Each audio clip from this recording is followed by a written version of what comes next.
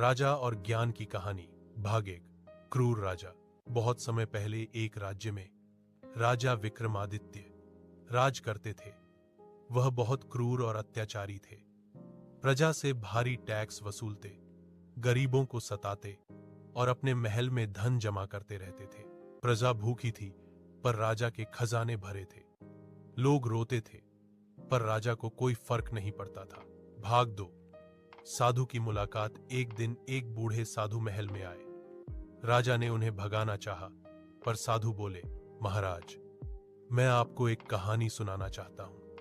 यह कहानी आपको सबसे अमीर बना देगी। राजा की आंखें चमक उठी। उन्होंने कहा, अमीर, सुनाओ जल्दी। भाग 3। साधु की कहानी। साधु ने कहानी शुरू की।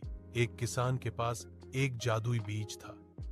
जब भी वह उस बीज को किसी को देता, तो अगले दिन उसके पास 10 बीज हो जाते थे। वह जितना बांटता उतना बढ़ता जाता। एक दिन किसान ने सोचा, अगर मैं सारे बीज अपने पास रखूं तो अमीर हो जाऊंगा। उसने बीज छुपा लिए। अगले दिन सारे बीज सड़ गए। वह कंगाल हो गया। फिर एक दूसरे किसान ने वह बीज पाया। वह रोज लोगों में बांटता रहा। उसके बीज बढ़ते गए। कुछ सालों में वह पूरे राज्य का सबसे अमीर आदमी बन गया। लोग उसे प्यार करते थे, उसकी मदद करते थे। साधु ने कहा, महाराज, धन भी उस बीज जैसा है। जितना बांटोगे उतना बढ़ेगा, जितना रोकोगे उतना सड़ेगा। भाग 4। राजा का परिवर्तन। राजा को समझ आ गया।